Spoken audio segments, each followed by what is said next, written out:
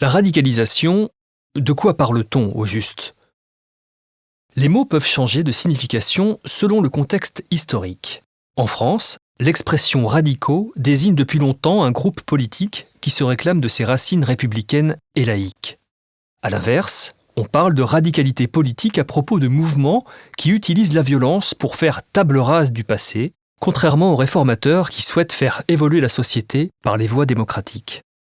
Plus récemment, depuis les attentats terroristes qui ont ébranlé la planète, la radicalisation qualifie des groupes qui combattent les mécréants, les occidentaux pervertis, au nom d'un extrémisme religieux. On ne naît pas radicalisé, on le devient.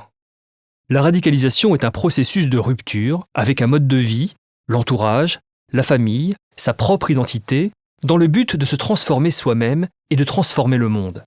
Et tous les moyens sont bons pour y parvenir, y compris la violence, jusqu'au terrorisme.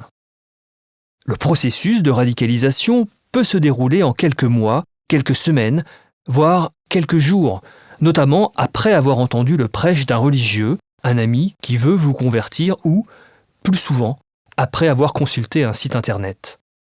La radicalisation religieuse se distingue des radicalités politiques.